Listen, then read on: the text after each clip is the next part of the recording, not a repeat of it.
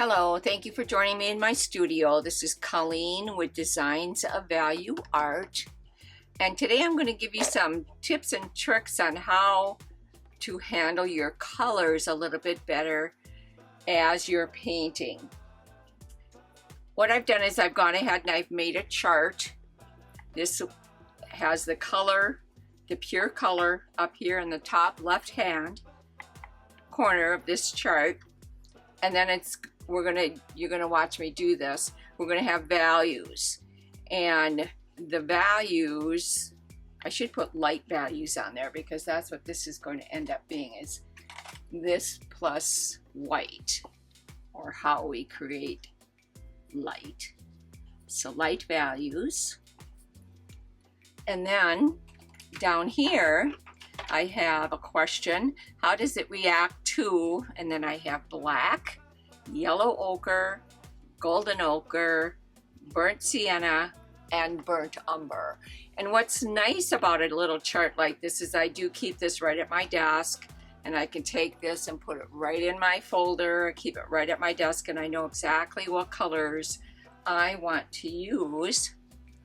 So I'm going to just get our color going here. You can see the nice thing about this is when you're studying color theory, this is actually going to end up being lemon yellow.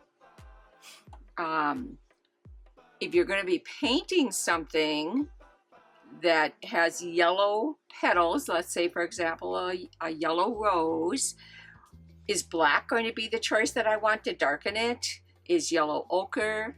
All of those questions are right here, and they're going to be answered for you. So it's really nice to have.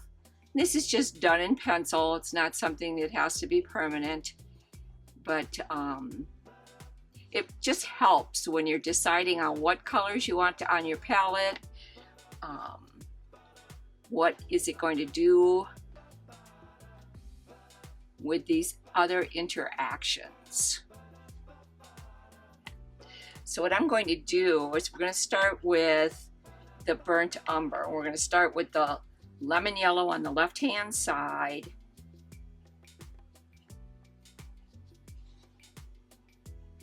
And I'm just doing this wet on dry.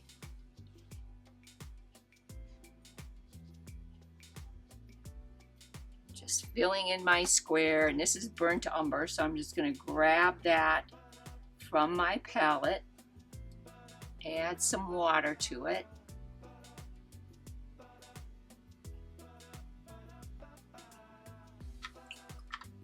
Get some of that yellow out of there because I want to start with the darkest burnt umber. There we go. And then as we get to the center, you're going to be able to see what this color does to the yellow, and if it's a choice that you want to use in the design that you're painting.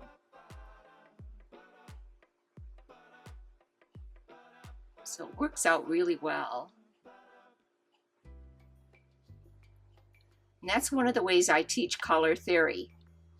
If I want something to recede, I want it to be darkened. And yellow can be a tricky color, and that's why I chose to show you this one. So dark colors recede, light colors come forward. That's what we're going to have up there. I'm going to clean up my little mess here. I'm just anal enough for that to bother me. There we go. All right, now, so that's how these colors, these two colors interact. Lemon yellow. I'm gonna just mess it up again anyway, so we'll correct it at the end. And the burnt umber. Now we're gonna go to burnt sienna. So I'm picking up the straight lemon yellow first.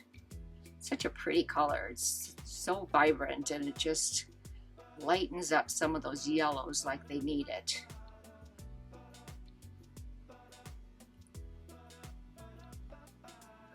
Just like that. All right, now burnt sienna, just like it sounds, has a little bit of brown, brownish red cast to it.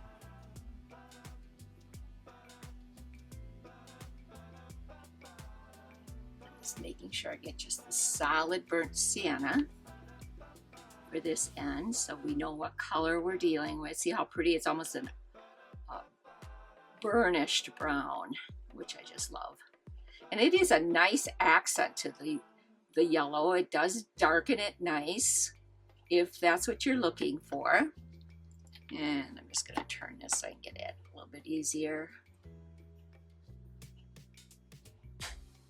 So yeah, this would be a nice option. This one's a little dull for me. I'm not into that real dark.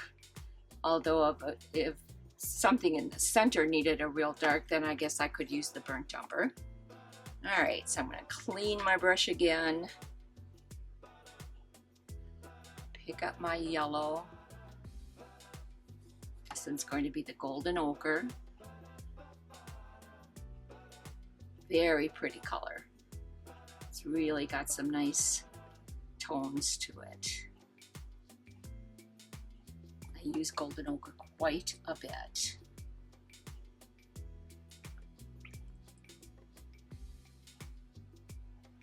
All right, so I clean my brush and now I'm going to just pick up the golden ochre.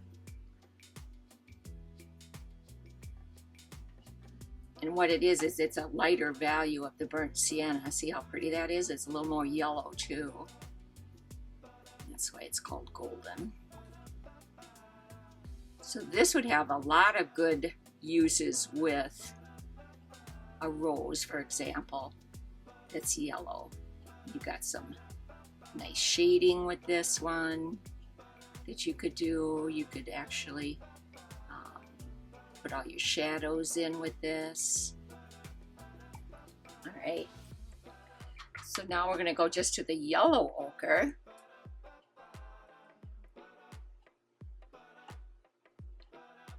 But this really kind of opens your eyes up to what each, and I left some space over here. There were some things you wanted to add in as far as other colors you wanted to use. You got enough space that you can do that and figure out if this color is going to be the color you really want.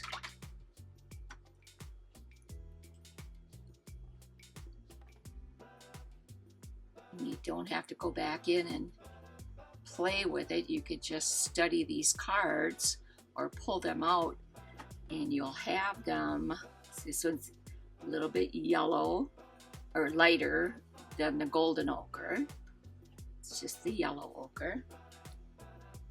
Need some more water on it. That's why it's coming out so dark. There we go. So this one also has some nice values that you can use with the yellow.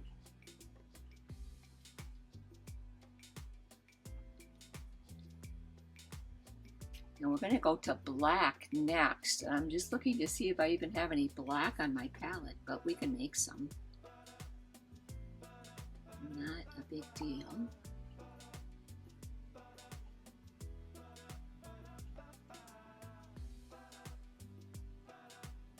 So this one's the yellow ochre. All right, so I'm going to get my yellow in there.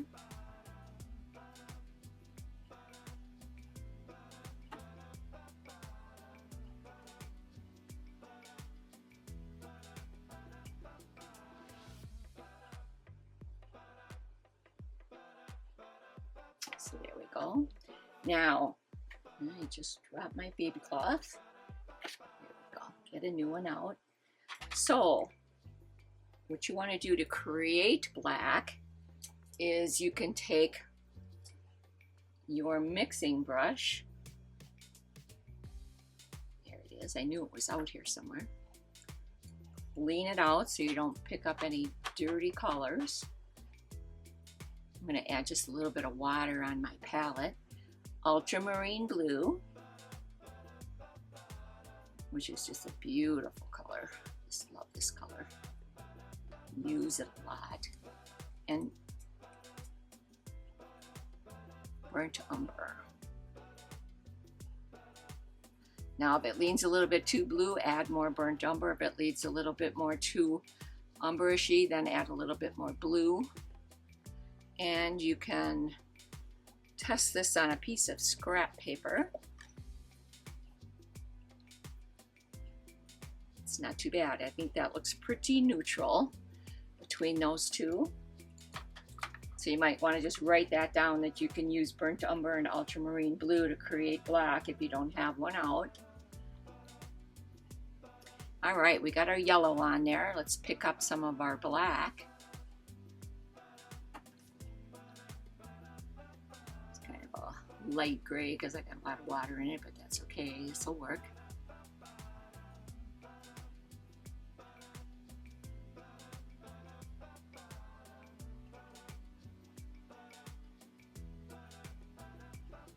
Look at that. What happens is, I'm just going to put some more dark black on here because it just doesn't look black to me, is it turns green. So when you use yellow and black, it's going to turn green. And that's normal. So you just be aware of that. Black is not a color I would recommend to use on flowers of any kind anyway, because all it does is it deadens the look of the flower. It makes it look like it's dead. And I mean, there are some gorgeous paintings out there that will that are painting flowers that are starting to die. Absolutely stunning, some of them. And I think Rosie Sanders is one of the artists that I know has at least one book out, if not two, where the flowers are starting to change colors and go away. I guess is the best way to say it. Now we're going to put in the light values on this yellow.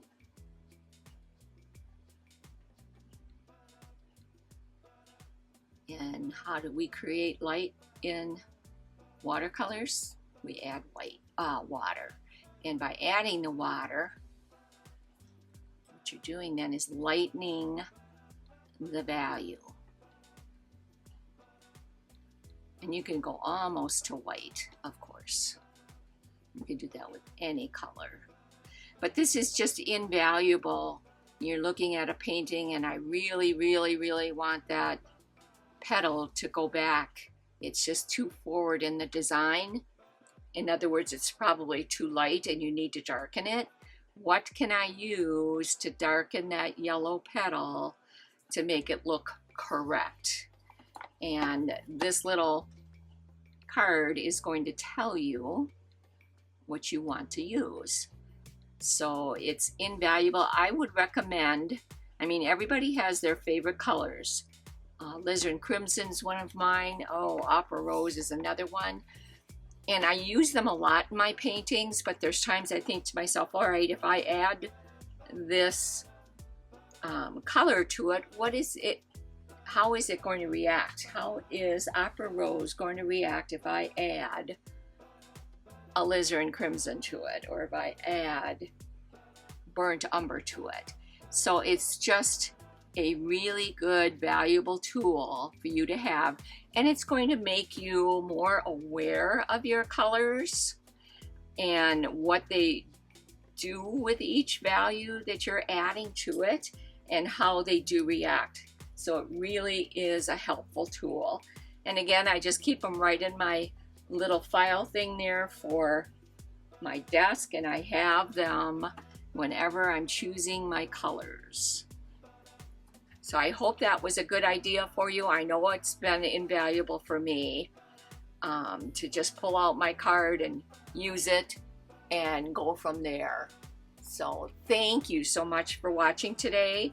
Please do not hesitate to check me out at patreon.com/Colleen D. Aiken. I have my own website at DesignsofValueArt.com. You can, on both locations, you can buy a full class one at a time, or with Patreon, you can sign up on a monthly basis. So you've got some options that are available to you there. Thank you again. Have a lovely day.